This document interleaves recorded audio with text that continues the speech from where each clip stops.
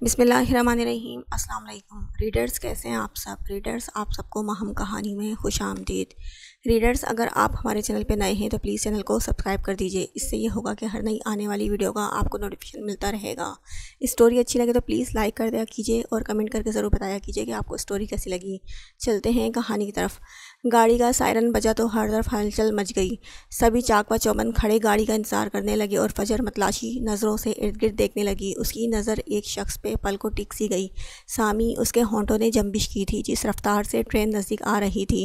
فجر کی دھڑکن بھی اسی مقدار سے بڑھتی جا رہی تھی۔ سامی، اس نے بلند آواز میں پکارا، مگر وہ اتنے شور میں اس کی درد بھری آواز سن نہ پایا کیونکہ اس کی توجہ کا مرکز سامنے رکتی ٹرین تھی۔ سامی، وہ اس کی جانب تیزی سے بڑھتی چلائی تھی اور ٹرین میں سوار ہوتے سامی نے خدشے کے تحت پلٹ کر دیکھا جیسے فجر اسے پکار رہی ہو۔ اب تو میں جاگتی آنکھوں سے بھی خواب دیکھنے لگا ہوں، وہ کیوں آئیں گی میرے پیچھے؟ سامی اسے اپنا تصور سمجھتا سر رکھتا ٹرین میں سوار ہو گیا۔ سامی، میری بات سنو۔ وہ بمشکل وہاں تک پہنچی جہاں سے سامی ابھی سوار ہوا تھا، مگر بدقسمتی سے ٹرین آگے بڑھنے لگی اور وہ پوری قوت سے چلائی تھی۔ سامی، ٹرین اپنی منزل کی جانب بڑھنے میں تیزی دکھانے لگی تو وہ جو ساتھ ساتھ چل رہی تھی ٹرین کے آگے گزر جانے پہ چہرہ ہاتھوں میں چھپاتی پھوٹ پھوٹ کر رونے لگی۔ خود کو اسی مؤدب سے انداز میں مخاطب کیے جانے پہ فجر نے جھٹکے سے سر اٹھایا اور بے یقینی سے سامنے کھڑے سامی کو دیکھنے لگی۔ پھر سر جھٹکتے ہوئے اسے اپنا وہم گردانتی بے دردی سے آنسو رگڑنے لگی۔ آپ یہاں کیا کر رہی ہیں؟ وہ آس پاس لوگوں کو متوجہ دیکھ ذرا سختی سے بولا۔ تم نہیں گئے؟ وہ بے یقینی سے اس کے چہرے کو چھونے لگی۔ سامی کو اس کے ذہنی حالت ٹھیک نہ لگی۔ مجھے لگا میرا وہم ہے، مگر 2-3 دفعہ آپ کی آواز سنائی دی تو میں نے کنفرم کرنا ضروری سمجھا۔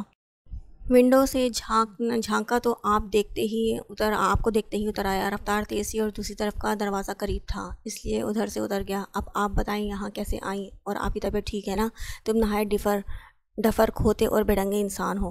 پتہ ہے کتنی خوار ہوئی ہوں میں تمہاری اس فضول حرکت کی وجہ سے۔ اس ٹیکسی والے نے مجھے اتنی باتیں سنائیں، پاگلوں کی طرح تمہیں ڈھونڈا اور اتنی آوازیں دی کہ حلق تک جواب دے گیا۔ وہ برق رفتاری سے آنسو بہاتی بتانے لگی۔ آپ بیٹھے، میں پانی لے کر آتا ہوں۔ اسے بمشکل بولتے دیکھ اسے بینچ پہ بٹھانا چاہا۔ نہیں بیٹھنا مجھے، اور نہ ہی پانی چاہیے۔ پھر کیا چاہیے؟ لب بھیجتے ہوئے پوچھا گیا، اور وہ شکایتی نظروں سے سامی کو دیکھتی اس کے شانے سے سر ٹکا گئی۔ وہ جو کب سے ضبط کیے کھڑا تھا، اس کے گرد بازو کا حصار تنگ کرتا، اس کے بالوں پہ بے شمار بوسے دیتا، فرتے جذبات میں اس کے سر پہ اپنی تھوڑی ٹکاتا، اندر کی تلخی کو آنسو کے ذریعے زائل کرنے لگا۔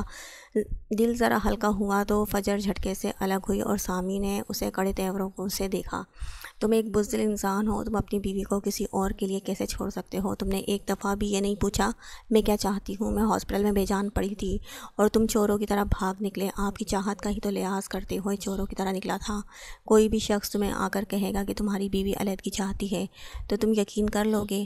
کیا مطلب؟ آپ نے حارث سے نہیں کہا تھا کہ نہیں کہا تھا میں نے۔ وہ گھٹیا انسان ہم دونوں کو گمراہ کرتا رہا اور ہم ہوتے رہے۔ چلو میری بھی تو چھوڑو، تم تو محبت کرتے تھے نا؟ تم اتنی آسانی سے کیسے دستبردار ہو سکتے ہو؟ وہ بولتے بولتے کانپنے لگی تھی۔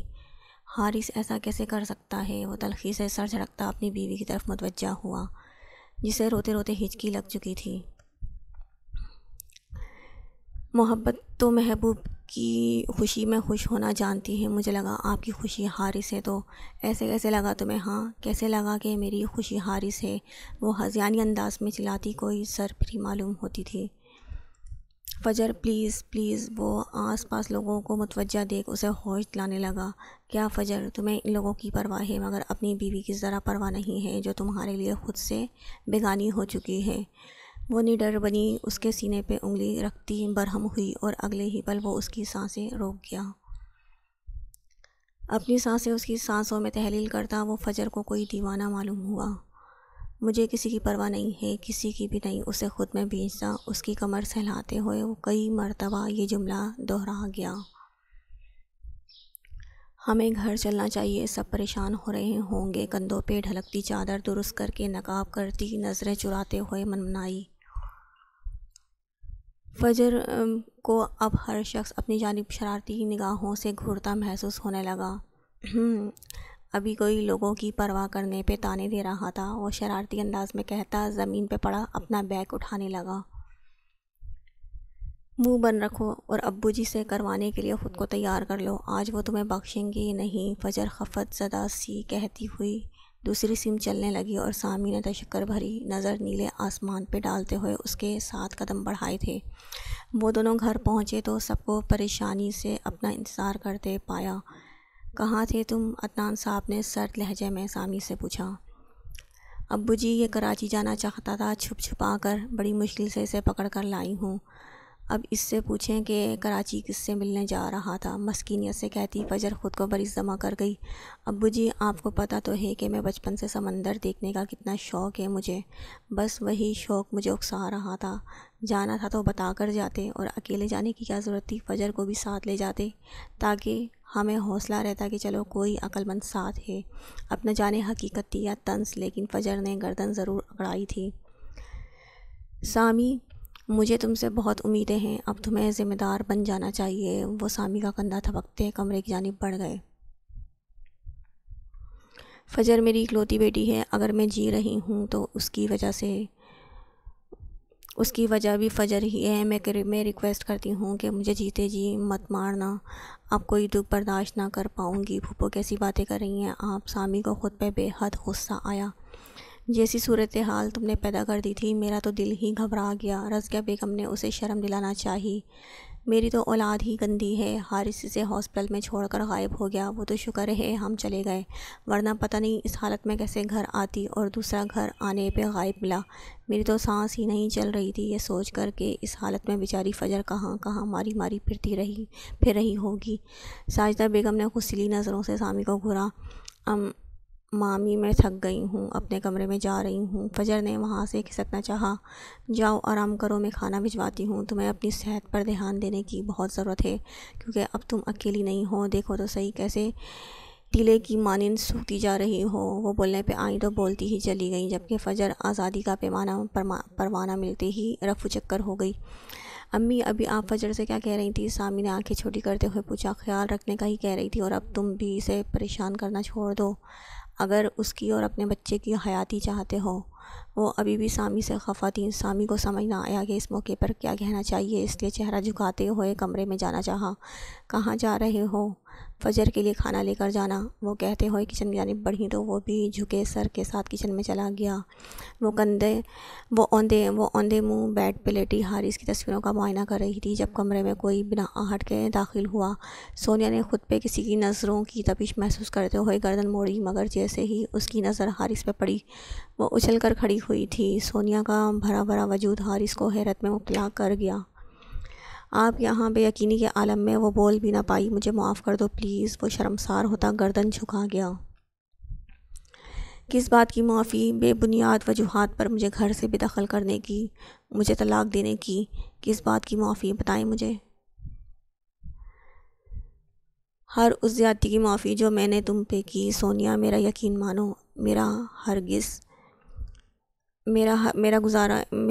ایسا ارادہ نہ تھا تمہیں طلاق دینے کا، لیکن تمہیں اس لڑکے کے ساتھ دیکھ کر میرا دماغ گھوم گیا، میری غیرت پہ ضرب لگی، تم نے میری غیرت پہ ضرب لگائی، تمہیں ڈرانے کی خاطر ایک طلاق بھیجی تھی۔ یقین جانو میں تمہیں کبھی بھی 3 طلاقیں نہ دیتا۔ آپ نے مجھے سمجھ کیا رکھا ہے؟ جب خود فجر کے ساتھ ہوٹلنگ کرنا غلط نہیں سمجھتے تو مجھے یہ پابندیاں کیوں لگا رہے ہیں؟ کیا کردار صرف عورت کا دیکھا جاتا ہے؟ اچھی بننا صرف عورت کے حصے میں، بری بننا صرف عورت کے حصے میں آتا ہے؟ میں شرمندہ ہوں، آپ کے شرمندہ ہونے سے مجھے فرق نہیں پڑتا۔ میری طرف سے خاموشی تھی تو اس کی وجہ صرف یہ بچہ تھا، ورنہ میں خود کھلا لے لیتی۔ چند مہینوں کی بات ہے، میں خود اپنا نام آپ جیسے غیرت مند آدمی کے نام سے الگ کر لوں گی۔ اگر مجھے پتا ہوتا کہ میں باپ بننے والا ہوں تو کبھی تمہیں یہاں نہیں چھوڑتا۔ وہ تڑپ کر بولا تھا۔ میں نہیں چاہتی تھی کہ آپ مجھے میری اولاد کی وجہ سے برداشت کریں، اسی لیے لا علم رکھا تھا۔ ویسے بھی یہ میری اولاد ہے، بہتر ہوگا آپ چپ چاپ یہاں سے چلے جائیں، اب مجھے طلب نہیں رہی۔ وہ کہتے ہوئے رخ موڑ گئی۔ ایک موقع تو دو، وہ پلیز، میں اپنی ہر غلطی کی تلافی کرنے کے لیے تیار ہوں۔ اگر آپ کا دل اس بچے کی وجہ سے موم ہو رہا ہے، آپ اس بچے کی وجہ سے صلح کرنا چاہتے ہیں، تو میں اس بچے کو ہی ختم کر دوں گی تاکہ ہمارے راستے جوڑنے والا ہر پل دیوار کی شکل اختیار کر جائے۔ سونیا نے یہ بات جس گردے کے ساتھ کہی تھی یہ وہی جانتی تھی۔ پل میں حارث کا دل حلق میں آیا تھا۔ وہ تو فجر کو یہ مشورہ دے رہا تھا، مگر اس کی بیوی اس کے بچے کو ختم کرنے کی دھمکی دے رہی تھی۔ حارث کی روح تک فنا ہونے لگی۔ آخر کو اولاد چیز ہی ایسی ہے، تم ایسا کچھ نہیں کرو گی۔ اس کی زبان ہکلائی تھی، میں کچھ بھی کر سکتی ہوں، کچھ بھی، اس لیے بہتر ہوگا کہ دوبارہ اپنی شکل مت دکھائیے گا، اور یاد رکھیے گا کہ سونیا افندی کوئی گری پڑی چیز نہیں ہے جسے جب چاہا اٹھا کر سینے سے لگا لیا اور جب چاہا ٹھوکر مار کر ڈسٹ بن میں ڈال دیا۔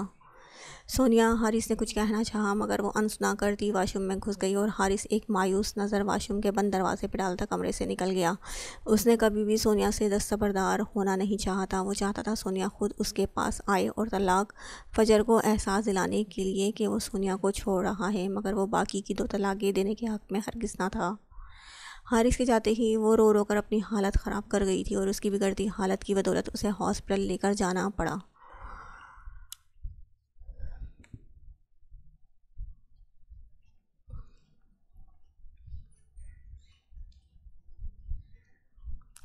تیمور گھر آنے کے بجائے دوستوں کی جانب چلا گیا۔ غصے سے اس کا برا حال تھا، اور غصے کو بھگانے کے لیے ہمیشہ کی طرح اس نے شراب نوشی کا سہارا لیا تھا۔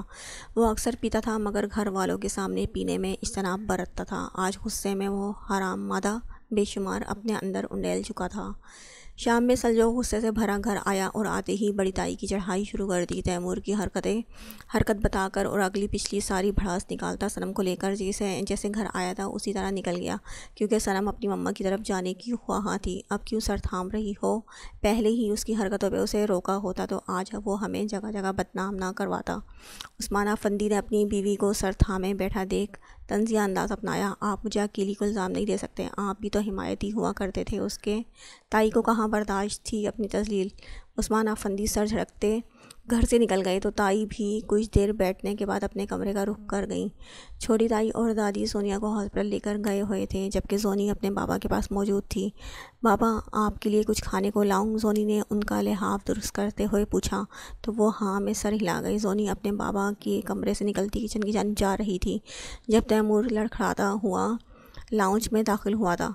تم یہاں کیا کر رہی ہو؟ گالی کے ساتھ پوچھا گیا تو زونی نے حیرت سے اس کی جانب دیکھا۔ ہمت کیسے ہوئی گالی دینے کی؟ وہ آپے سے باہر ہوتی چلائی تو تیمور نے سرخ ہوتی آنکھوں سے اس کے ٹراؤزر اور شرٹ میں ملبوس وجود کو ہوس بھری نگاہوں سے دیکھا، اور زونی کو اس کی غلاظت بھری نگاہوں سے وحشت محسوس ہونے لگی۔ تم بہت خوبصورت ہو۔ وہ نشے میں دھت زونی کو سبھی کا سمجھ رہا تھا۔ شاید اب تو اپنے گھر میں بھی عزت محفوظ نہیں لگتی۔ زونی نے سر جھٹکتے ہوئے کچن کی جانب بڑھنا چاہا جب تیمور نے پہلی جست میں اس کی کلائی تھامی تھی۔ یہ کیا حرکتیں چھوڑیں مجھے، وہ اسے دھکا دیتے ہوئے دہاڑی، مگر نشے میں بھی اس کی گرفت اتنی سختی کہ وہ اپنی کلائی چھڑوا نہ سکی۔ بہت اکڑتی ہو نا تم، ابھی نکالتا ہوں ساری اکڑ، وہ مدہوشی میں کہتا اسے لیے کمرے کی جانب بڑھنے لگا۔ زونی نے ہمت دکھاتے ہوئے پوری قوت سے اسے دھکا دیا اور وہ لڑکھڑا کر چند قدم پیچھے ہوا تھا۔ زونی نے موقع غنیمت جانتے ہوئے بھاگنا چاہا، مگر بدقسمتی سے وہ اپنے ہی ٹراؤزر سے الجھتی زمین بوس ہوئی تھی۔ سالی، ابھی بتاتا ہوں تجھے۔ تیمور نے اس کی ٹانگ سے پکڑتے ہوئے چند قدم کی دوری پہ موجود اسی کے کمرے کی جانب گھسیٹا تھا اور بلند آواز میں چلانے لگی۔ تائی، جن کی سوچتے سوچتے آنکھ لگ گئی تھی، لاؤنج میں آتے شور کی آواز سنتے ہوئے وہ کمرے سے نکلی اور جیسے ہی نظر زونی کو گھسیٹتے تیمور پہ پڑی ان کا دل ڈوبنے لگا۔ تیمور، کیا حرکت ہے، چھوڑو زونی کو، مگر وہ ہوش میں ہوتا تو سنتا۔ تیمور، تائی نے اسے دور کرنا چاہا لیکن اسے تائی کی مداخلت پسند نہ آئی، اسی وجہ سے پوری قوت سے انہیں دھکا دیا اور وہ پاس پڑے ٹیبل کی نوک سے جا ٹکرائیں۔ پل میں پیشانی سرخ ہونے لگی، جسے دیکھ کر زونی کی جان ہوا ہوئی تھی اور اس میں موجود رہی صحیح سکت بھی الوداع ہوتی رہی۔ تیمور نے سر جھٹکتے ہوئے زونی کو اندر دھکیلا تو وہ اپنے بچاؤ کے لیے سر توڑ کوشش کرتی چلانے لگی۔ بیڈ پہ لیٹے ہمدان افندی بے بسی کی آخری حدود کو چھو رہے تھے۔ وہ کوشش کے باوجود بھی ویل چیئر تک نہ پہنچ پائے اور زمین بوس ہوتے بے بسی پہ ماتم کرنے لگے۔ وہ زونی کو کمرے میں دھکیل گیا تو تائی نے ایک آخری کوشش کرنا چاہی۔ وہ ہمت کرتی دروازے تک پہنچی مگر تیمور انہیں دروازے سے باہر دھکیلتے ہوئے کنڈی چڑھا گیا۔ زونی نے اسے دروازے کی جانب متوجہ دیکھا، وہ دور پڑا हेयर स्ट्रेकर उठाकर पूरी कुव्वत से उसके सर पे दे मारा, मगर उस हट्टे कट्टे इंसान को रत्ती बराबर फ़र्क ना पड़ा।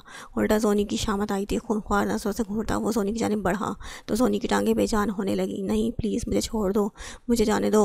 वो नाम सर हिलाती पीछे की जानिब कदम उठाने लगी, मगर पीछे को उठते कदम उसे बैट के साथ रोकते पीछे को गिरा गए। कोई तो बचाओ मुझे, वो रोते हुए चीखने लगी और ताई ने दरवाज़ा पीटना भी तेज़ कर दिया। वो नौकरानी को आवाज़ देती डुप्लीकेट चाबी मांगने लगी, मगर वो भी सर्वेंट क्वार्टर में थी इसलिए सुन ना पाई। चंद मिनट बाद सोनी की चीखें सिसकियों में बदल चुकी थी। वो दरिंदा अपने घर की इज्जत को पामाल कर चुका था। ताई खुद किचन की जानिब भागी और चाबी तलाशने के बाद की हॉल में लगाने लगी।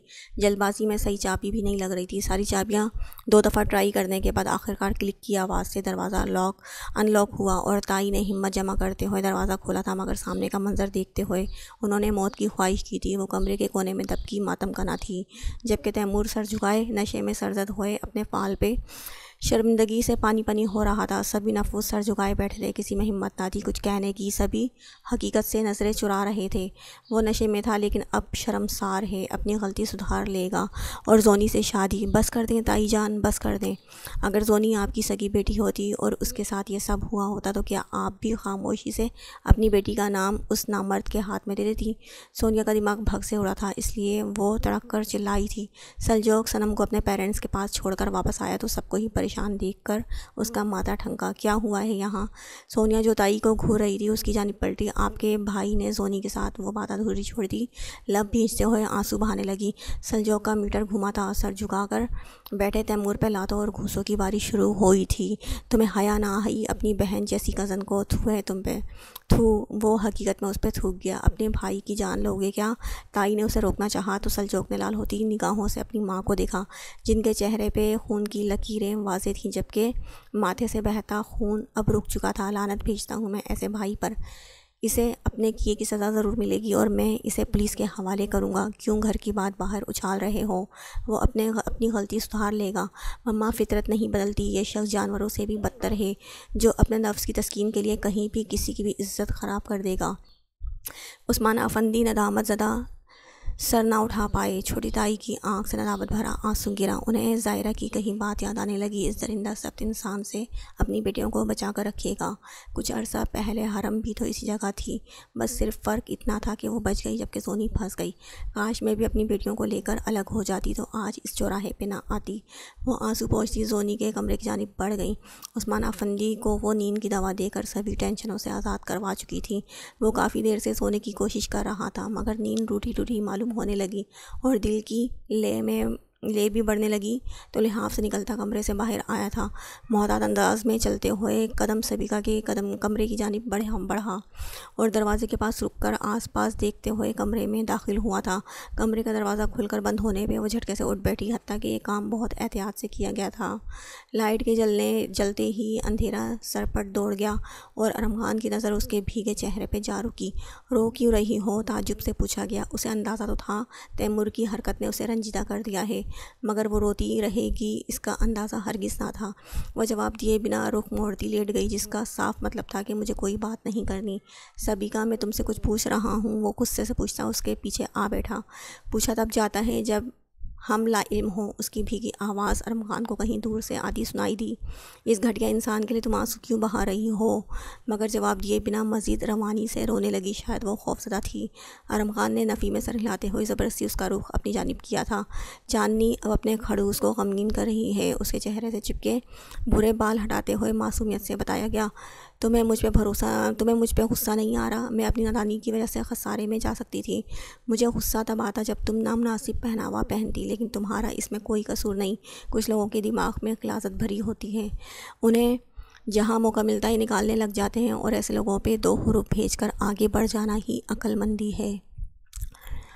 आगे बढ़ना इतना आसान है, मुश्किल भी तो नहीं है। नरमी से उसकी पेशानी को छूते हुए नॉर्मल से अंदाज में कहा गया।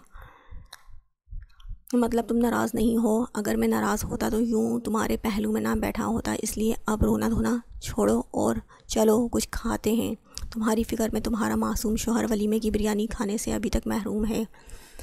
मुझे याद आया कि खाना तो मैंने भी नहीं खाया। वो याद आते ही उठ बैठी और भूख का एहसास भी लम्हों में जागा था। چلو پھر آج مل کر کچھ بدمزہ بناتے ہیں، وہ شرارتی انداز میں کہتا۔ سبیکا کا ہاتھ تھامے کچن کی جانب بڑھ گیا اور سبیکا نے بھی اسے محبت سے دیکھتے ہوئے اس کی ہمراہی میں قدم بڑھائے تھے۔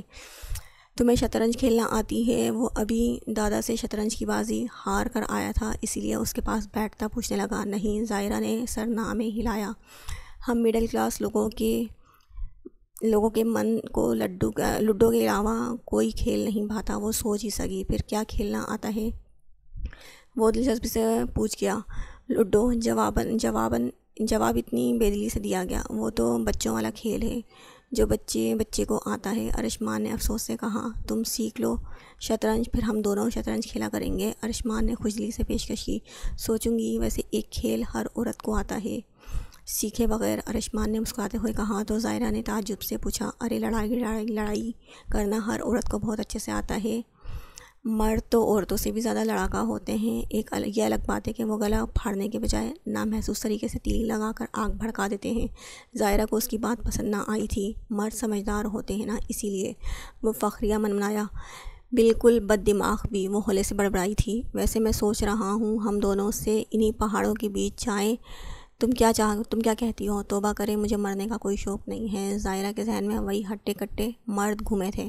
میں نے تو سوچ لیا ہے کہ ہم آزاد کشمیر جائیں گے اور اس خوبصورت وادی میں محبت کی نئی روادات رقم کریں گے۔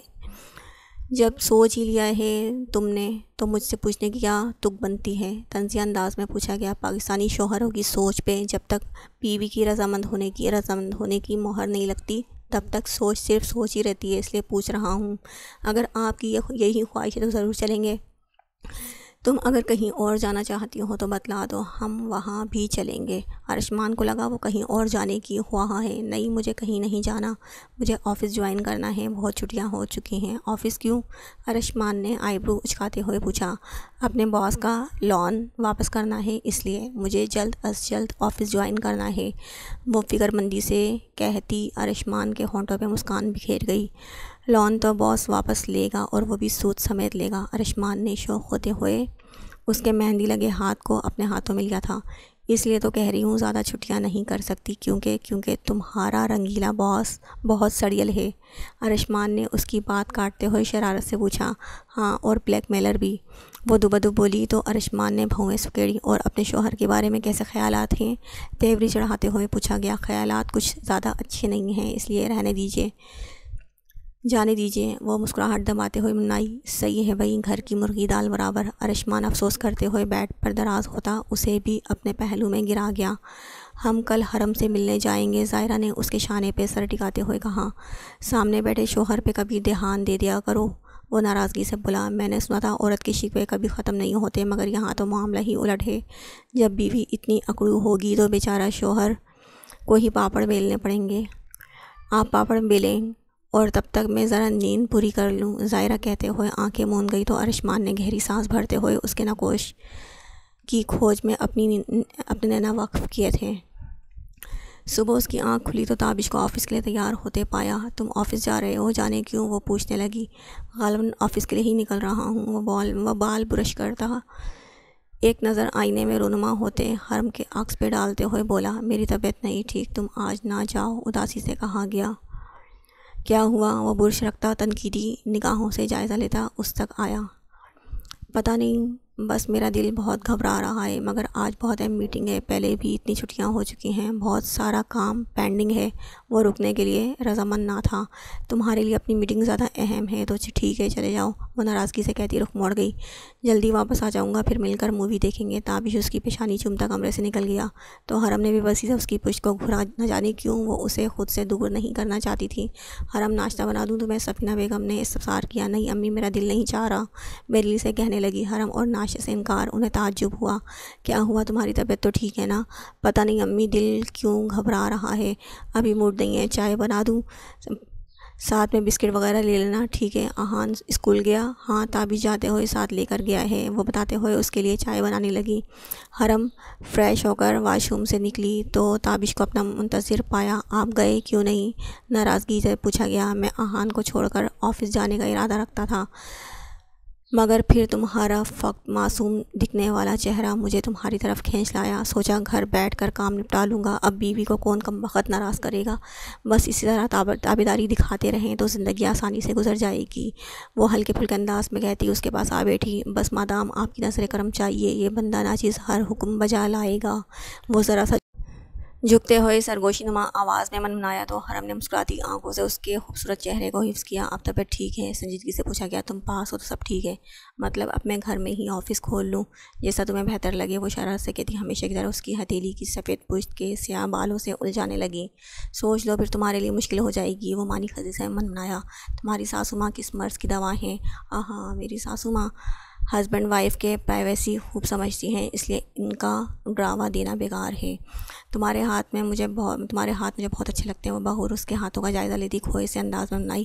اور کیا کیا اچھا لگتا ہے؟ اب میں نے اتنا بھی پھیلنے کا نہیں کہا، مجال ہے، تم کبھی مجھے ذرا بھی خوش فہم ہونے دو، وہ مصنوعی گھوری سے نوازتا کہنے لگا۔ خوش فہم تو میں بھی تھی کہ اس بار تو میں 1000 کراس کر جاؤں گی، مگر خیر۔ اسے اپنے رزلٹ یاد آیا تو بے دلی سے کہنے لگی تم بس جلدی سے ٹھیک ہو جاؤ، پھر ایک اور کوشش کرنا، وہ تم نے سنا نہیں، ٹرائی اگین۔ بس اب مجھے نہیں پڑھنا، کیا فائدہ اتنا سر کھپانے کے بعد بھی وہی گھسے پٹے نمبرز۔ تابش نے دانتوں تلے مسکراہٹ دباتے ہوئے موبائل میں لیا، اس کے رزلٹ کا شارٹ اسے دکھایا تو وہ حیرانی سے کبھی موبائل تو کبھی تابش کو دیکھتی اس کی شانے پہ چپ لگا گئی۔ اتنے دنوں سے میں پیپرز چیک کرنے والوں کو گالیاں دے رہی ہوں، حد ہوتی ہے ویسے، دیکھ لو میرے نام کے ساتھ جڑتے ہی تمہارا نام روشن ہونے لگا، تمہارا نام نہ ہوا سولر پلیٹ ہو گئی۔ وہ سر جھٹکتی کمرے سے نکل گئی کیونکہ چوہوں نے ہڑتال شروع کر دی اور سفینہ بہن ابھی تک ناشتہ لے کر نہیں پہنچی تھی۔ آنے والے وقت نے اپنی بقل میں کیا چھپا رکھا ہے کوئی نہیں جانتا، وہ سب بھی کہاں جانتے تھے۔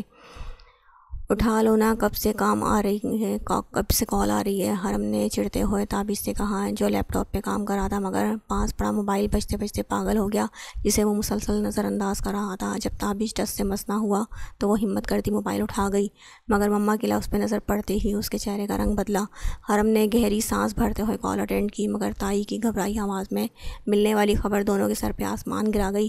وہ کھانا لے کر کمرے میں آیا تو فجر کو بیڈ پہ آڑے ترچھے سوتے پایا۔ اتنی جلدی سو گئی؟ سامی نے بڑبڑاتے ہوئے کھانا سائڈ پہ رکھا اور اسے ٹھیک سے لٹانا چاہا، مگر سامی کے پکڑتے ہی وہ خوفزدہ ہوتی اٹھ بیٹھی۔ کیا ہوا، اٹھ کیوں گئی؟ تعجب سے پوچھا گیا۔ نہیں کچھ نہیں، وہ ذہن بیدار کرنے کی کوشش میں سر جھٹکتے ہوئے منائی۔ طبیعت ٹھیک ہے آپ کی؟ لیٹے لیٹے اچانک آنکھ لگ گئی تو بس سوری میں نے جگا دیا، آپ پہلے کھانا کھا لیں پھر آرام کیجیے گا، سامی نے کہتے ہوئے کھانے کی ٹرے اس کے سامنے رکھی اور پلاؤ کو دیکھتے ہوئے فجر کی بھوک جمکی میں کھلا دوں، معصوم سی خواہش تھی۔ اس نے مسکرا کر اجازت دی تو وہ اجازت ملتے ہی چمچ بھرتے ہوئے اس کے منہ میں ڈال گیا۔ ابھی وہ مشکل 2 چمچ کھلائے تھے جب وہ خود سے چمچ بھرنے لگی۔ میں کھلا تو رہا ہوں، سامی نے اچانک کہا۔ تمہیں کھلانا بھی نہیں آتا، میں بتاتی ہوں کیسے کھلاتے ہیں۔ پہلے رائتا ڈال کر اچھے سے مکس کرتے ہیں، پھر چمچ میں اتنے چاول ڈالتے ہیں جتنے منہ کی کیپیسٹی ہو، طنزیہ انداز میں کہتے ہوئے اس کے چمچ بھرنے پر ٹونٹ کرتے ہوئے ہاتھ میں پکڑا چمچ سامی کی طرف بڑھایا تو وہ جو پوری توجہ سے چاول کھلانا سیکھ رہا تھا فرمانبرداری سے منہ کھول گیا۔ بعد میں سلاد بھی کھلاتے ہیں، فجر نے اس کے منہ میں کھیرے کا ٹکڑا رکھتے ہوئے بتایا تو سمجھنے سے انداز میں سر ہلا گیا۔ اب میں ٹرائی کروں؟ سامی کے پوچھنے پہ وہ سر ہاں میں ہلا گئی تو وہ سیکھے ہوئے طریقے سے فجر کے لیے چمچ بھرنے لگا، جسے دیکھتے ہوئے اس کے لبوں پہ مسکراہٹ نمودار ہوئی تھی۔ آپ ہنس کیوں رہی ہیں؟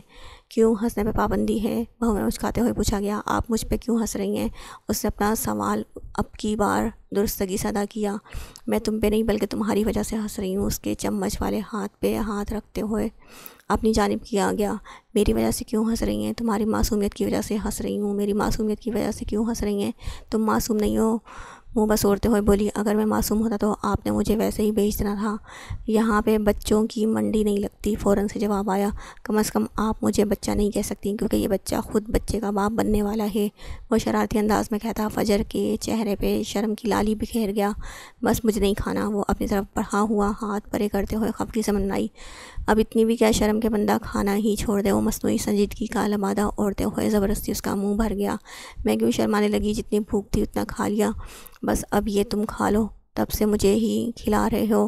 وہ پانی کا گلاس لبوں سے لگاتی نظریں چھڑاتے ہوئے کہنے لگی، یہ پلیٹ فنش کرنی ہے بس، اب کوئی بہانہ نہیں منہ کھولیں، مگر وہ انسنا کرتی لمبی تان کر لیٹ گئی۔ فجر، سامی پلیز تم کھا لو نا، مجھے نیند آ رہی ہے۔ سامی کو اس کے انداز میں تھکاوٹ محسوس ہوئی تو وہ سر ہلاتا پلیٹ صاف کرنے لگا۔ تابش کہاں ہو تم؟ فیکٹری میں آگ لگی اور تمہارے بابا؟ وہ فکرہ ادھورا چھوڑتی سسکنے لگی۔ کیا ہوا بابا کو؟ تابش نے حرم کے ہاتھ سے موبائل پکڑا تھا۔ تمہارے بابا آفس میں تھے جب آگ لگی اور وہاں سے نکلتے نکلتے چھت کے نیچے آ گئے۔ ہم سب ہاسپٹل میں ہیں۔ کس ہاسپٹل میں ہیں؟ وہ جوتا اڑستا پوچھتے ہوئے باہر کی جانب بھاگا تو حرم دل تھام کر رہ گئی۔ وہ اٹھنا چاہتی تھی، اس کے پیچھے جانا چاہتی تھی، مگر اس کا وجود پتھر کا ہو چکا تھا۔ میں نے سنا تھا کہ یتیم کا مال کھانا پیٹ میں آگ بھرنے کے مترادف ہے، تو کیا یہ وہی آگ ہے جس میں سب جل کر بھسم ہو گیا؟ مگر میں نے تو کبھی ایسا نہیں چاہا تھا۔ آنکھوں سے پھسلتے آنسوؤں کو پوچھنے کا توقف کیے بنا وہ سر اوپر کی جانب اٹھاتی سوچنے لگی تھی۔ فیکٹری کی ایک سائڈ پہ پڑا سلنڈر پھٹا اور دیکھتے ہی دیکھتے آگ کے شعلے آسمان سے باتیں کرنے لگے۔ کوئی جانی نقصان نہیں ہوا تھا، مگر چند ورکرز کی چوٹیں ضرور آئی تھی۔ آگ بجھتے بجھتے فیکٹری تباہ کر گئی۔ اس قدر مالی نقصان پہ سبھی کی زبانوں پہ تالے لگ چکے تھے۔ سلجوق کے چند چوٹیں آئیں، وہ جلد باہر آ گیا، مگر عثمان افندی میٹنگ کی تیاری کرنے میں اتنے مگن تھے کہ جلد علم نہ ہو سکا، یا شاید انہیں اپنے کیے کی سزا اسی طرح ملنی تھی جس آگ کا ذخیرہ برسوں سے کرتے آ رہے تھے۔ اب اس نے اپنا کمال بھی تو دکھانا تھا۔ آسمان پہ پہنچتے لوگوں کے ذہنوں کو زمین پہ پٹک کر ان کی اوقات بھی تو یاد دلانی تھی۔ وہ بھاگم بھاگ ہاسپٹل پہنچا تو اپنی بے حال ماں کو دیکھ کر وہ لمحے میں ساری قدوتیں بھول کر انہیں گلے لگا گیا۔ کیا کہتے ہیں ڈاکٹر؟ انہیں حوصلہ دیتے ہوئے سلجوق نے سے پوچھا۔ باہر نکلتے وقت چھت کا کچھ حصہ ان پہ گرا ہے، کمر جل چکی ہے اور سر پہ کافی چوٹیں بھی آئی ہیں۔ ابھی سرجری چل رہی ہے، بس تم دعا کرو، سلجوق نے دکھتے دل سے بتایا۔ سب ٹھیک ہو جائے گا امی، آپ ٹینشن مت لیں، تمہارا باپ زندگی اور موت کی جنگ لڑ رہا ہے۔ ساری فیکٹری بیکار ہو گئی، ابھی بھی میں ٹینشن نہ لوں۔ انگریزی اپنی جان بخشی پہ دم بچا کر دھیرے سے بھاگ نکلی تھی۔ تیمور تو ٹھیک ہے نا؟ اسے تو چوٹ نہیں آئی؟ وہ اپنی مما کے آنسو پہنچتا پوچھنے لگا، کیونکہ سلجوق، صنم، دادی اور تائی کے علاوہ کوئی بھی وہاں موجود نہ تھا۔ تیمور کے نام پہ وہ نظریں چرا گئیں تو تابش کو کسی گڑبڑ کا احساس ہوا۔ کیا ہوا؟ تیمور تو ٹھیک ہے نا؟ وہ فکر مندی سے پوچھنے لگا۔ وہ تو ٹھیک ہے، مگر زونی کی زندگی ضرور برباد کر چکا ہے۔ سلجوق نفرت سے پھنکارا تو وہ نہ سمجھی سے اسے دیکھتا صاف لفظوں میں بتانے کا کہنے لگا۔ گھر میں طوفان آ کر گزر گیا، مگر کسی نے مجھے بتانا گوارا تک نہیں کیا۔ اسے زونی کے لیے نہایت برا محسوس ہو رہا تھا۔ خود ہی تو گئے تھے سب رشتے ناطے توڑ کر، پھر کس رشتے سے بتاتے تمہیں؟ تائی نے شکوہ کیا۔ جس رشتے سے اب کال کر کے بلوایا ہے، کاش مما آپ نے تب اس کا منہ توڑا ہوتا جب اس نے حرم کے ساتھ بدتمیزی کی تھی، تو شاید اب آپ خسارے میں نہ رہتی۔ اب کہاں ہے وہ افسوس سے کہتے سلجوق کی جانب مڑا۔ گھر ہی ہے اور کہاں جانا اس نے؟ حیرت ہے، اس بغیرت کو ابھی تک گھر میں رکھا ہوا ہے۔ اسے تھانے کی ہوا کھلوانی تھی، اندر کی ساری گرمی باہر نکل جاتی جب چکی پیسنا پڑتی۔ تابش کہتے ہوئے سر تھام گیا، جبکہ تائی اندر ہی اندر شرمسار ہونے لگی۔ تیمور نے تو انہیں کہیں کا نہ چھوڑا تھا۔ زونی کچھ تو کھا لو، کب تک بھوکی رہو گی؟ سونیا نے اسے خالی نگاہوں سے چھت کو گھورتے دیکھ کر افسردگی سے کہا، مگر وہ جواب دیے بنا مسلسل اسی پوزیشن میں لیٹی رہی۔ سونیا کی آواز بھیگنے لگی۔ میں نے سنا تھا جب تیمور حرم کو تنگ کرنے کے لیے اپنے کزن سے کہہ رہا تھا، مگر میں انجان بنی تماشا دیکھتی رہی، اور جانتی ہو کہ حرم کو تیمور تک لانے میں بھی میرا ہی ہاتھ تھا۔ یہ سن کر سونیا کو دھچکا لگا تھا۔ سلجوق بھائی کی شادی کے بعد کی بات ہے کہ میں لان میں بیٹھی تھی جب تیمور میرے پاس آیا۔ تم آج یونی نہیں گئی؟ اس نے قریبی بیٹھتے ہوئے پوچھا۔ تیمور بھائی آج سنڈے ہے، وہ میرے ذہن سے نکل گیا۔ وہ سر ہلاتے ہوئے بولا، آپ حرم کو پسند کرتے ہیں؟ تیمور کو اچانک اس سوال کی توقع نہ تھی، مگر جلدی سے ملتے ہوئے پوچھنے لگا کہ تمہیں کیسے پتہ؟ آپ نے حرم کو امپریس کرنے کے لیے ہی تو اپنے کزن سے اسے تنگ کرنے کا کہا تھا، تاکہ اچھائی کا روپ دھار کر اس کے دل میں جگہ بنائی جا سکے، اور اس سے صاف ظاہر ہے کہ آپ حرم سے محبت کرتے ہیں۔ ویسے بھی میں نے آپ کی اور عادل کی باتیں سنی تھی، ہلکی مسکراہٹ کے ساتھ بتاتی وہ تیمور کے لبوں کی مسکراہٹ چھین گئی۔ اسے ہرگز اندازہ نہ تھا کہ زونی اتنی شاطر بھی ہو سکتی ہے۔ پسندیدگی میں اور محبت میں بہت فرق ہوتا ہے ڈیئر زونیا، مجھے حرم پسند ضرور ہے، مگر محبت نہیں۔ لاپرواہی سے کندھے اچکائے گئے۔ کیا مطلب آپ حرم سے شادی نہیں کرنا چاہتے؟ تیمور کا کہاں گونجا تھا، شادی اور وہ بھی حرم سے؟ تمہیں کیا لگتا ہے میں پاگل تمہیں دکھتا ہوں؟ ویسے بھی وہ میرے چھوٹے بھائی کی محبت ہے، چھوٹے بھائی کی محبت کے ساتھ کھیلا جا سکتا ہے، مگر شادی نہیں کی جا سکتی۔ انٹرسٹنگ۔ زونی کا انداز تپا دینے والا تھا۔ تم کیوں اس کی سائڈ لے رہی ہو؟ تمہیں تو خوش ہونا چاہیے کہ حرم نامی پتہ صاف ہو جائے گا تمہاری زندگی سے۔ وہ کیسے؟ زونی نے تعجب سے پوچھا۔ حرم کو پیسوں کی ضرورت ہے آہان کی سرجری کے لیے، اور میں اس کی ضرورت پوری کرنا چاہتا ہوں، لیکن بدلے میں اسے بھی میری ضرورت پوری کرنا ہوگی۔ اگر تم میرا ساتھ دو تو تابش تمہارا ہو سکتا ہے۔ وہ کیسے؟ کیسے؟ ناسمجھی سے پوچھا گیا۔ جس دن حرم پیسے لینے آئے، اگر اس دن تم سب گھر والوں کو غائب کر دو تو؟ میرے پاس جادوئی چھڑی نہیں ہے، زونی نے طنزیہ کہا تو اسے گھوری سے نوازتا مزید گویا ہوا۔ دیکھو، حرم کو میرے ساتھ دیکھ کر تابش کا دل ٹوٹ جائے گا، اور ٹوٹے دل کو جوڑنا نیکی کا کام ہے۔ تمہیں ثواب کا ثواب ملے گا اور ساتھ میں تابش بھی۔ آپ کیسے کہہ سکتے ہیں کہ یہ سب کرنے سے تابش حرم سے شادی کرنے کی خواہش کا گلا گھونٹ دے گا؟ تابش سیکنڈ ہینڈ چیزیں یوز نہیں کرتا، رازداری سے بتایا گیا۔ گھٹیا لوگ تو بہت دیکھیں، مگر آپ تو سب کے باپ نکلے۔ خیر، میں سوچ کر جواب دوں گی۔ وہ سوچ میں ڈوبی اٹھ کر اپنے کمرے میں چلی آئی۔ اگلے دن کافی سوچ بچار کے بعد وہ تائی جان کے پاس چلی آئی۔ تائی جان، میرے پاس ایک پلان ہے جو ہماری حرم سے جان چھڑا سکتا ہے۔ وہ کیا؟ تجسس سے پوچھا گیا۔ تائی جان، حرم کو اہان کی سرجری کے لیے پیسے چاہیے، اور اگر تیمور بھائی اسے پیسے دیں، تیمور وائے گو کرے گا لاکھوں کی رقم۔ تائی کے دل کو ہول پٹنے لگے۔ تائی جان پوری بات تو سنے۔ زونی نے ان کے کندھے پہ ہاتھ رکھتے ہوئے انہیں شانت کرنا چاہا۔ حرم پیسے لینے گھر آئے اور گھر پہ کوئی بھی نہ ہو، اور پھر آپ انہیں تنہائی میں دیکھ کر حرم پہ الزام لگا دیں، اس طرح تابش اسے غلط سمجھ کر آپ کی رضا میں راضی ہو سکتا ہے، مگر سب جائیں گے کہاں؟ تائی نے تعجب سے پوچھا۔ بھائی، اب یہ تو آپ کا کام ہے، میرا کام تو تیمور بھائی کو راضی کرنا تھا، جو میں کر چکی ہوں۔ دیکھ لیں گے، آپ کے پیسے بھی بچ جائیں گے اور حرم نامی کانٹا بھی زندگی سے نکل جائے گا۔ وہ تائی کو سوچ میں گم چھوڑ دی اپنے کمرے میں چلی گئی۔ اس دن حرم تو بچ گئی، مگر دیکھو، اسی کنویں نے مجھے اپنی لپیٹ میں لے لیا۔ میں نے اس کی عزت خراب کرنا چاہی، مگر دیکھو آج میں وہ بات ادھوری چھوڑتی سسکنے لگی تھی۔ پہلے میں نے سوچا کہ خود کو ختم کر لوں، شاید اسی طرح ماں بابا کی پریشانی کم ہو جائے، مگر پھر سوچا کہ مرنا ہی ہے تو کیوں نہ پہلے اپنے مجرم کو سزا دی جائے۔ وہ پرسوچ انداز اپنا ارادہ بتاتی سونیا کو گنگ کر گئی۔ مجھے ابھی تک یقین نہیں آ رہا کہ وہ سب تم لوگوں کا ترتیب دیا گیا پلان تھا۔ سونیا کو شدید جھٹکا لگا تھا۔ پلان تھا تبھی تو گھر میں کوئی موجود نہ تھا، ورنہ دادی کو اپنے ساتھ فنکشن میں لے کر جائیں۔ تائی، وہ بھی تائی جان، اگلی بات ادھوری چھوڑ دی۔ وہ تلخی سے مسکرائی تھی۔ مکافات عمل شاید اسی کا نام ہے۔ غلط کے ساتھ ہمیشہ غلط ہی ہوتا ہے۔ دیکھو، تم نے جو حرم کے ساتھ سوچا وہ سب تمہارا مقدر بن گیا۔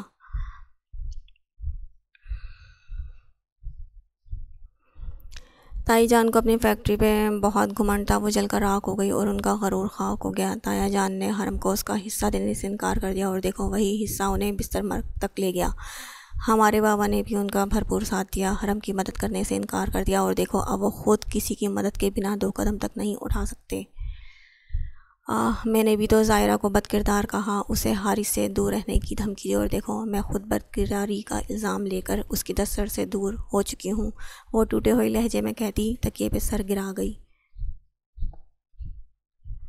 ہر روز کتنے پلان بناتے ہیں، اور یہ سب کرتے وقت ہم اس ذات کو فراموش کر جاتے ہیں جو ہمیں ہر لمحہ دیکھ رہی ہے، جو ہمارے پلانز سے بخوبی واقف ہے، جو ہم سے بہتر پلان کرنے والی ہے، اور وہ ہمارے پلانز ہم پہ ہی الٹ دیتی ہے، کیونکہ اس کے پلانز کبھی فیل نہیں ہوتے۔ کاش ہم ٹھوکر لگنے سے پہلے اصلاح کر لیتے۔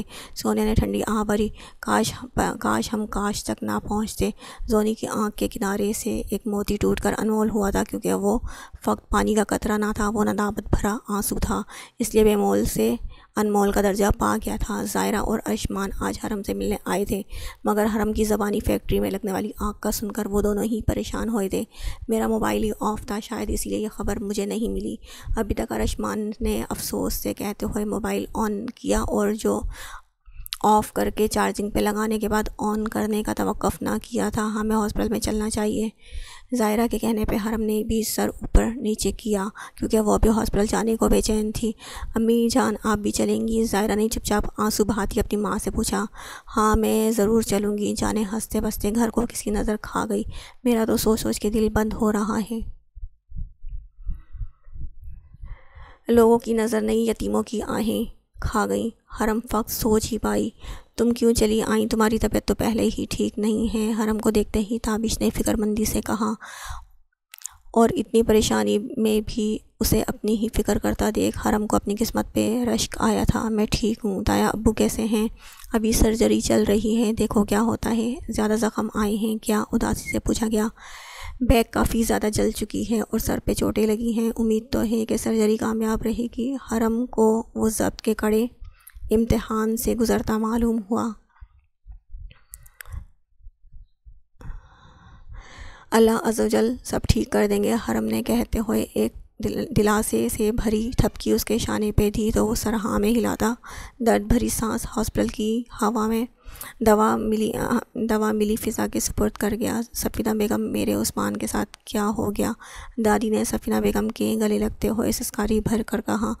اماں یہ تو اللہ کی آزمائش ہے، اچھے اور برے حالات سب پہ آتے ہیں، آپ صبر کریں، وہ انشاءاللہ جلد پہلے جیسے ہو جائیں گے. سفینہ بیگم نے انہیں تسلی دی تو آنسو صاف کرتی تسبیح کے من کے کانپتی انگلیوں سے گرانے لگی.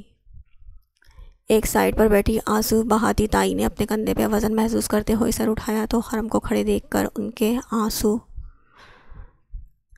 میں روانی آ گئی تھی. حرم دیکھو یہ کیا ہو گیا، مجھے پتہ ہے ہمیں تمہاری بد دعائیں لگی ہیں، کوئی اپنی ماں کو بد دعا کیسے دے سکتا ہے؟ میں تو ہمیشہ آپ کو تائی امی کہا ہے، صرف کہا ہی نہیں بلکہ سمجھا بھی ہے. ہاں میں اکثر نہیں بلکہ ہمیشہ کڑوا بول جاتی تھی، مگر میں نے کبھی یہ نہیں چاہا. اس کے گالوں پہ آنسوؤں کی لکیریں بہنے لگیں. تائی اس کے گلے لگتی پھوٹ پھوٹ کر رونے لگی تھی. وہ ساری زندگی جس سے نفرت کرتی آئی تھی آج وہی اپنی صحت کو فراموش کیے ان کا غم بھلا رہی تھی.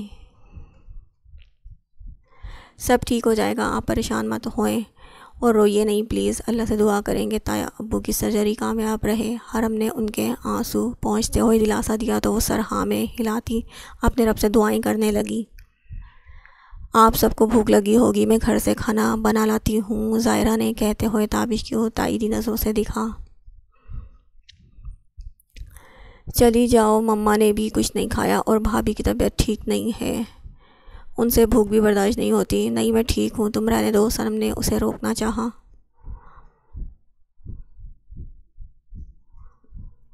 میں تھوڑی دیر میں آ جاؤں گی، وہ صنم کا ہاتھ دباتی اٹھ کھڑی ہوئی.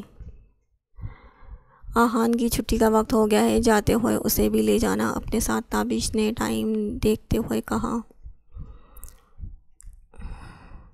تو وہ سر ہلاتی ارشمان کے ساتھ راہداری عبور کرنے لگی. ویسے ایک بات ہے، خون کے رشتے جتنا بھی غلط کیوں نہ کر لیں، چاہے کتنی بھی رنجشیں کیوں نہ آ جائیں، مگر اپنوں کی تکلیف پہ خون جوش ضرور مارتا ہے. ڈرائیونگ کرتے ارشمان نے زائرہ کے مرجھائے چہرے پہ سرسری سی نگاہ ڈالتے ہوئے کہا تو اس کے لبوں کو درد بھری مسکان پل کو چھو کے غائب ہوئی تھی. دل کی نالیوں سے پمپ ہونے والا لہو اپنے سے مماثلت رکھنے والے لہو کو تکلیف میں نہیں دیکھ سکتا، ان کی تکلیف پر دل میں تہلکہ مچا دیتا ہے اور پھر تلخ لہجوں پہ بھی اوس پڑ جایا کرتی ہے. اور مجھے لگتا ہے اوس پڑ جانا ہی بہتر ہوتا ہے، کیونکہ زخم جتنا کریدا جائے اتنا ہی درد دیتا ہے. وہ کھوئے ہوئے لہجے میں بولی تو ارشمان نے گہری سانس بھرتے ہوئے اس کے ہاتھ پہ اپنا ہاتھ رکھتے ہوئے سب ٹھیک ہو جانے کی تسلی دی تھی. وہ گہری نیند میں تھی جب اچانک اس کا موبائل رنگ ہوا اور عاشق کا نمبر دیکھتے ہوئے ہاتھ کھلی آنکھوں میں بیزاری در آئی. ابھی چند گھنٹے پہلے ہی تو یونی میں اس سے ملی ہوں، اب کیا کام پڑ گیا؟ بڑبڑاتے ہوئے اس نے کال پک کرتے ہوئے موبائل کان پہ رکھا تھا. سبیکا میری کزن کو تمہاری سوزو کے ساتھ ویڈیو بنانی ہے، کیا تم اپنے گھر کے پاس والے پارک میں آ سکتی ہو؟ میں سو رہی ہوں، رکھائی سے بتایا گیا. میں آ کر لے جاؤں تمہاری سوزو کو؟ میں سوزو کے حوالے سے کسی پہ اعتبار نہیں کر سکتی، you know very well. Okay میں اپنی کزن کو منع کر دیتی ہوں. وہ مسکنیت سے منائی تو نہ چاہتے ہوئے بھی سبیکا کو ترس آ گیا. اچھا 20 منٹ میں آتی ہوں، وہ فریش ہو کر احسان کرنے والے انداز میں جواب دیتی موبائل کان سے ہٹا گئی. سبیکا کہاں ہے؟ وہ آس پاس متلاشی نظروں سے دیکھتا دادو سے پوچھنے لگا. ابھی 2-4 گھنٹے پہلے ہی تو تم اس کے ساتھ یونی سے آئے ہو، اتنی جلدی اداس بھی ہو گئے؟ دادا نے چشمہ اتارتے ہوئے پوچھا. سوزو نظر نہیں آ رہی نا اسی لیے پوچھا، ورنہ یہ تو اس کے کھانے کا ٹائم ہے نا. محبوب کی گلی کا تو کتا بھی بھلا لگتا ہے، مگر یہ تو پھر بھی بلی ہے، اور اس کی روٹین کے بارے میں جانکاری رکھنا تمہاری محبت کی گہرائی بتا رہا ہے. دادو مسکراہٹ دبا کر سرگوشی میں بولے تو ارم خان نے منہ بسوڑتے ہوئے اپنا سوال دوبارہ سے دہرایا تھا. سبیکا اپنی سوزو کو گھمانے پاس والے پارک لے کر گئی ہے. اس کی بے چینی بھانپتے ہوئے دادو نے سنجیدگی اختیار کی تھی. اتنی شام میں جانے کی کیا ضرورت تھی؟ اسے سبیکا کا یوں شام میں اکیلے جانا ہضم نہ ہو رہا تھا. اتنا غصہ کیوں کر رہے ہو؟ 2 گلیاں چھوڑ کر ہی تو پارک ہے. پہلے بھی وہ اکثر سوزو کو گھمانے لے جایا کرتی ہے، تب تو کبھی اتنا ایسا ری ایکشن نہیں دیا کرتے. تب وہ صرف میری کزن تھی، مگر اب وہ میری بیوی ہے، یعنی کہ میری ذمہ داری. خیر میں اسے لے کر آتا ہوں جب اس کا دل مطمئن نہ ہوا تو بتاتے ہوئے بیرونی دروازے کی جانب بڑھ گیا اور محمود عالم کے چہرے پہ مسکراہٹ رینگ گئی۔ سبیکا کے لیے اسے پریشان ہوتا دیکھ انہیں اپنے انتخاب پہ فخر محسوس ہوا تھا۔ وہ پارک میں چلی آئی مگر اسے عاشی کہیں بھی نظر نہیں آئی۔ آس پاس متلاشی نظروں سے دیکھتی سوزو کو بینچ پہ بٹھاتی وہ عاشی کا نمبر ڈائل کرنے لگی۔ تبھی اس کے کانوں نے اپنے نام کی پکار سنتے ہی گردن اسی سمت موڑی۔ ارے یار، یہ تو سبیکا عالم ہے، دی ٹک ٹاکر اسٹار سبیکا عالم۔ وہ کوئی 4-5 لڑکوں کا گروپ تھا جو بلند آواز میں اس کا نام پکارتا اس کی جانب لپک رہا تھا۔ سبیکا کے ہاتھ سے موبائل چھوٹے چھوٹے بچا۔ وہ ڈری سہمی خود کو مضبوط ظاہر کرواتے ہوئے غصے سے چلائی، کیا مسئلہ ہے، دور رہو۔ آخر پہ اس کی آواز کانپی تھی۔ انہیں دیکھا دیکھی چند مزید لوگ بھی ان کی جانب متوجہ ہوتے سبیکا کی جانب بڑھنے لگے تھے۔ چاروں جانب سبیکا عالم کی گونج سنتے ہوئے اس کی ٹانگیں بے جان ہونے لگیں مگر ہمت کرتے ہوئے وہ بینچ پہ بیٹھی سوزو کو اٹھاتی بھاگنے کی سپیڈ سے چلنے لگی۔ ارے ارے، کہاں جا رہی ہو، ہمارے ساتھ بھی ویڈیو بنوا لو، ہمیں بھی فیمس ہونا ہے۔ وہ شریر لڑکے اس کے ارد گرد منڈلانے لگے تھے جنہیں دیکھ سبیکا کا سر گھومنے لگا۔ دفع ہو جاؤ تم سب، ارے کوئی ہے، بچاؤ مجھے ان خبیثوں سے۔ ارے ارے، ہمیں خبیث بتانے والی مولانی تو دیکھو، ان میں سے ایک کہہ لگاتا بولا تو سبیکا کا دل کیا یہیں زمین کے اندر دھنس جائے، کم از کم ان خبیثوں کے بے لگام نگاہوں کے زیر اتاب سے تو بچ جائے۔ تم لوگوں کے گھروں میں ماں بہن نہیں ہیں کیا؟ وہ مارے ضبط کے چلا بھی نہ پائی۔